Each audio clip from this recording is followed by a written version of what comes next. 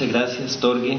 Muchas gracias a la Fundación Rosa Luxemburgo por esta actividad. Muchas gracias a todos ustedes y todas ustedes por acompañarnos el día de hoy. Por supuesto a Juan Carlos, a Gustavo también. Efectivamente, creo que tenemos muchas cosas que conversar sobre nuestras propuestas de cara al proceso electoral del año 2014. En mi caso, tuve el honor de ser designado por mi partido, el Frente Amplio, como candidato a la presidencia de la República.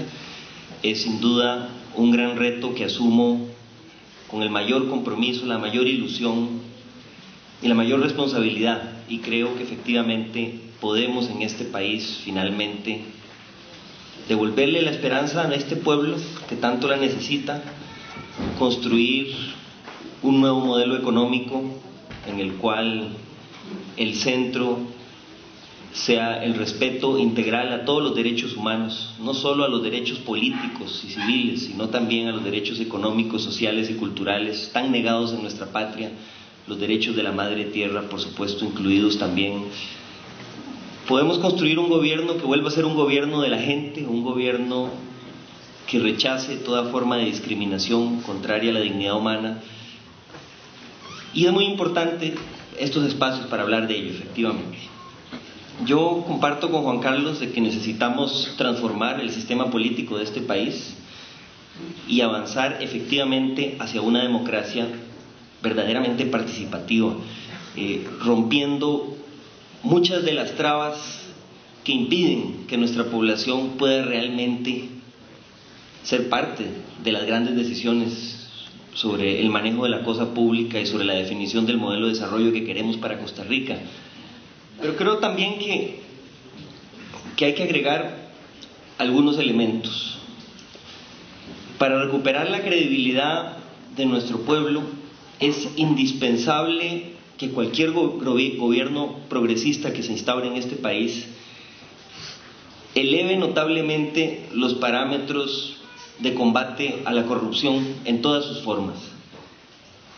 Y tenemos que hacerlo con medidas radicales, contundentes, como por ejemplo eliminar de una vez por todas la inmunidad que tienen magistrados, diputados, ministros, políticos de los altos cargos del Estado, sobre todo cuando se les acusa por delitos de corrupción. Tenemos que fortalecer los instrumentos de combate a la corrupción, de denuncia. Es indispensable tomar medidas radicales como por ejemplo declarar que no van a prescribir en este país los delitos de corrupción, que deben tratarse igual que los crímenes de lesa humanidad, porque lo son, realmente lo son. Es indispensable acabar con todos aquellos mecanismos que permiten esa confusión odiosa entre lo público y lo privado, esa confusión y esos conflictos de intereses donde nuestros gobernantes un día están en sus negocios privados y el día siguiente, como si nada hubiera pasado, están administrando las decisiones públicas que benefician a esos negocios privados en detrimento de la colectividad. Para fortalecer la democracia participativa es importante hacer consultas, sin duda alguna, pero tenemos que ir más allá. Yo creo que un gobierno progresista en Costa Rica debemos instaurar como norma la aplicación de los presupuestos participativos, no solo a nivel municipal, sino también en la ejecución de grandes proyectos de obras públicas a nivel nacional, a nivel de las principales instituciones autónomas. Y también tenemos que hablar, si hablamos de participación, no puede ser únicamente a nivel de consultas o de audiencias. Es indispensable vincular la participación de la gente a las luchas por la defensa del territorio que se están dando en este país.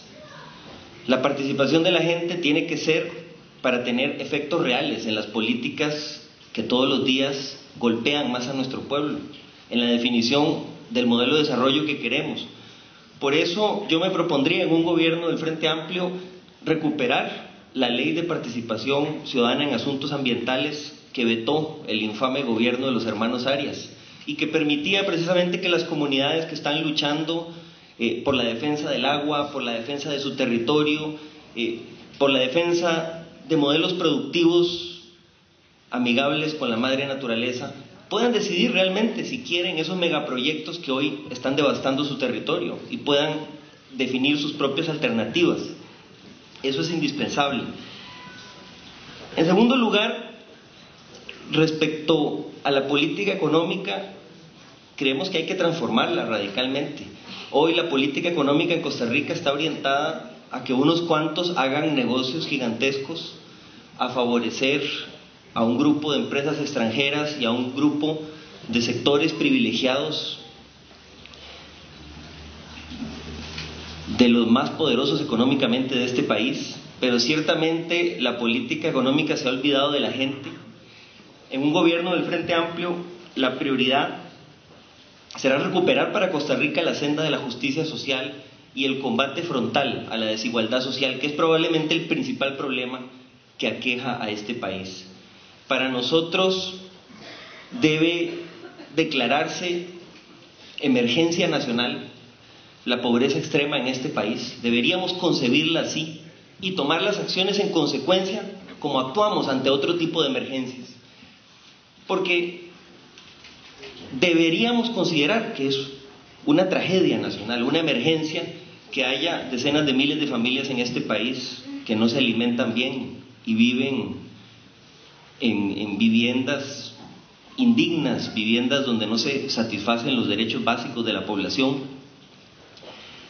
Y creo que para hablar en serio de reducir la desigualdad social en Costa Rica, habría que destacar al menos cuatro ejes que son ejes de propuesta y son ejes de lucha también, y que recogen de alguna manera las luchas que en estos 25 años de larga noche neoliberal ha venido dando el pueblo de Costa Rica. En primer lugar, la recuperación de los bienes comunes, la desprivatización de lo que ha sido privatizado, la recuperación de lo que era de todos y todas y tiene que ser de todos y todas para que haya futuro para esta patria. Eso, por supuesto, incluye el territorio, incluye la necesidad de hablar otra vez en Costa Rica de reforma agraria y combatir frontalmente los grandes latifundios de monocultivos que se han venido desarrollando. Incluye, por supuesto, también la recuperación de los bienes comunes intangibles, rechazo frontal a esas leyes de propiedad intelectual que buscan la privatización de las semillas, la privatización del conocimiento. Por eso luchamos tanto cuando este gobierno vetó la ley para permitir que los estudiantes puedan fotocopiar libros, por ejemplo. La defensa del territorio, la defensa de los bienes comunes, implica también la renegociación, revisión o incluso denuncia de esos tratados que nos obligan a comprometer los bienes comunes que tienen que ser de todos y todas. Significa recuperar el control social de servicios estratégicos como la electricidad, las telecomunicaciones, los seguros sociales. Reducir la desigualdad social en Costa Rica implica también el combate en serio a la explotación laboral.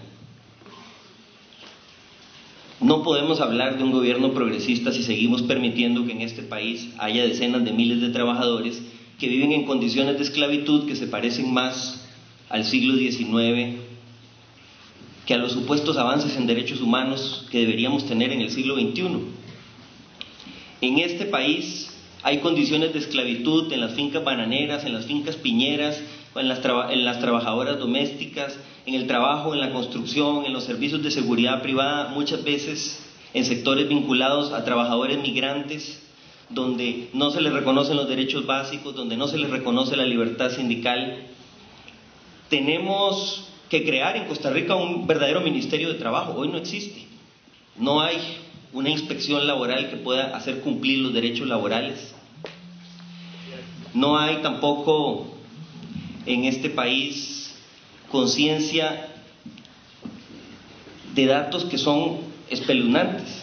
El desempleo en Costa Rica, el desempleo abierto, ronda el 5%, pero la pobreza supera el 20%. Eso quiere decir que en este país tenemos decenas de miles de personas trabajadoras que laboran jornada completa. No es que no trabajan, es que laboran jornada completa y aún así viven en la pobreza porque sencillamente reciben salarios de hambre.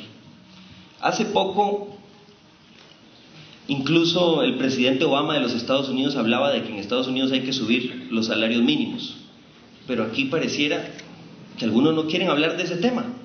Es indispensable una revisión integral de los salarios mínimos, sobre todo los salarios que se le pagan a los sectores de trabajadores más explotados, empezando por las trabajadoras domésticas y los trabajadores del campo, de las fincas piñeras, bananeras, para que se cumpla la constitución política de este país, que hoy no se cumple. Nuestra constitución dice que toda persona trabajadora tiene derecho a un salario que le permita una vida digna a él o a ella y su familia, y el salario mínimo que se paga en Costa Rica no le garantiza una vida digna a una familia trabajadora.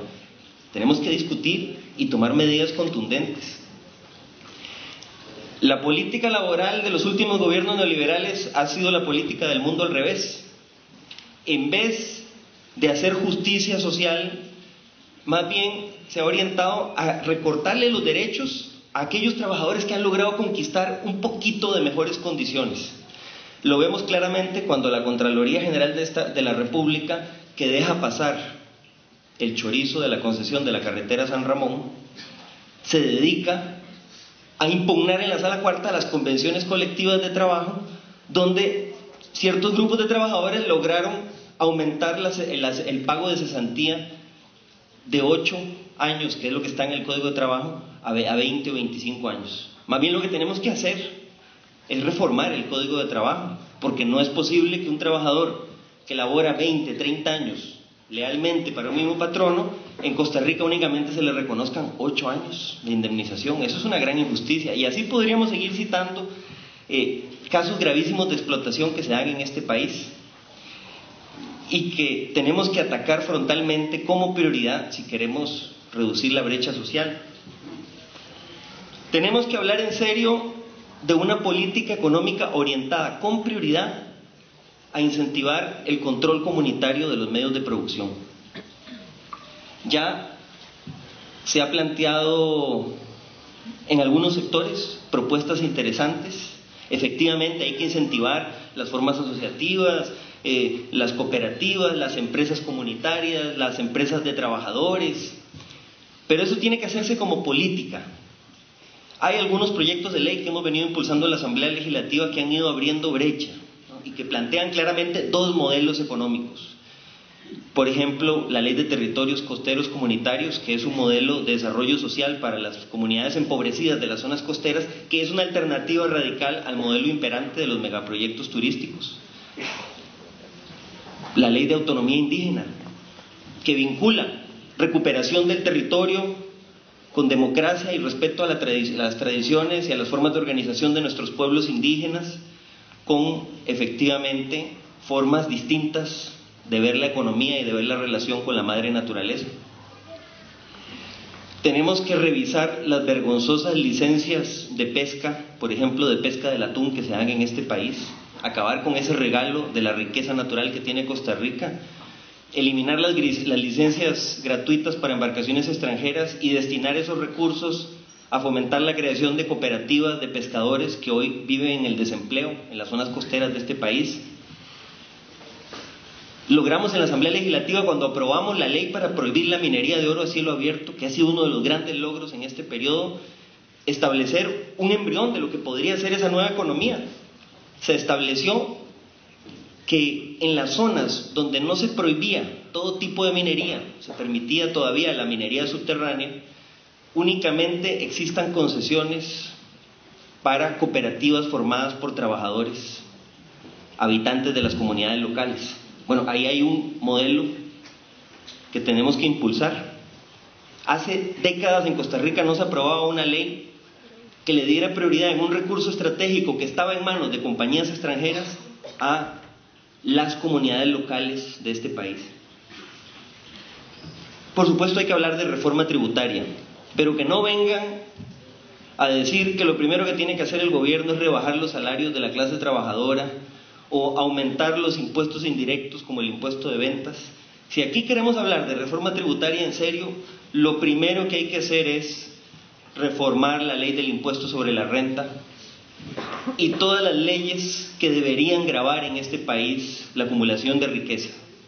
La carga tributaria en Costa Rica efectivamente es bajísima respecto a los servicios públicos de calidad a los que aspira nuestro pueblo, pero el aumento de esa carga tributaria tiene que darse prioritariamente con el incremento de los tributos que gravan la riqueza en este país. Hay sectores que han acumulado beneficios económicos con las reformas neoliberales y las privatizaciones, como el sector financiero, y que pagan impuestos por montos que son realmente ridículos respecto a la riqueza que han acumulado. Es ofensivo, vergonzoso, que aquí se le venga a pedir a nuestro pueblo mayores sacrificios respecto a otros impuestos que gravan el consumo, que gravan los ingresos de la clase trabajadora, mientras no revisemos con prioridad esa legislación. Por supuesto, también es necesario en la parte laboral y de seguridad social darle la prioridad que se merece al rescate, consolidación y fortalecimiento de la Caja Costarricense del Seguro Social. Ya Juan Carlos ha hablado de eso, yo comparto muchas de esas medidas. Otro tema que no podemos dejar de lado es la urgente y necesaria reconciliación con la madre tierra. Costa Rica vive una esquizofrenia en materia ambiental, un doble discurso que ya es insostenible. Afuera todavía hay mucha gente que nos ve como un país que conserva, que protege la naturaleza, y aquí adentro estamos viviendo realmente una guerra contra la madre naturaleza, conflictos ambientales seriosísimos por el acceso al agua, por la defensa del territorio, comunidades que sufren el envenenamiento, por ejemplo en las plantaciones piñeras, graves problemas de contaminación y deterioro de la calidad del agua. Y aquí, desde hace mucho tiempo, se ha venido dejando este tema de lado. Un gobierno progresista tiene que ser un gobierno ecologista, un gobierno que se comprometa seriamente a proteger el agua como un derecho humano y un bien público en la Constitución política, y a incluir un capítulo de derechos de la madre tierra como ya han hecho otras naciones hermanas. Tenemos que volver los ojos hacia los cambios sociales que se están dando en América Latina, sin miedo, sin temor, pero también sin prejuicios, entendiendo que este país tiene sus particularidades y que no tenemos que dedicarnos a copiar recetas de ningún país, pero sí aprender de las cosas buenas que están pasando y adoptar lo que nos sirva, adaptándolo a la realidad de este país. Es urgente en Costa Rica un gobierno que proteja efectivamente los derechos humanos de todos los sectores, un gobierno que proteja a las mujeres, que deje de hablar de crear el Ministerio de la Familia invisibilizando las luchas de las mujeres. Necesitamos un gobierno feminista en Costa Rica que combata frontalmente la violencia de género en todas sus formas. Necesitamos un gobierno que combate la discriminación que sufren las personas que tienen una orientación sexual distinta. Eso implica aprobar legislación con claridad, que aquí ha venido siendo postergada. Implica de una vez por todas consolidar en Costa Rica un Estado laico, donde esté claramente separada la diferencia entre el Estado y la definición de políticas públicas, por ejemplo en el tema de la educación sexual y los distintos credos religiosos que deben respetarse, promoverse, pero no confundirse los ámbitos de acción de las políticas públicas. Son muchos temas de los que podríamos hablar. Lo cierto es que hasta ahora en este país, a pesar de que hay una mayoría de la población que está cansada de las políticas de corrupción, de empobrecimiento, de concentración de la riqueza que se nos han venido imponiendo durante la larga noche neoliberal, No hemos logrado hasta ahora que ese descontento popular y ese anhelo por un cambio real se traduzca en apoyo concreto a las fuerzas políticas que queremos implementarlo. Y ese es el gran reto que tenemos, demostrarle a nuestro pueblo que lo mejor está por venir, demostrarle a nuestro pueblo que sí es posible dar esta transformación en Costa Rica, demostrarle a nuestro pueblo que no todos los políticos somos iguales, que hay quienes estamos en la política porque realmente queremos la justicia social y no solo el enriquecimiento personal. Ese es el reto más grande que tenemos, que esa masa de compatriotas que está harta de la corrupción, que está harta de la injusticia social, se movilice políticamente también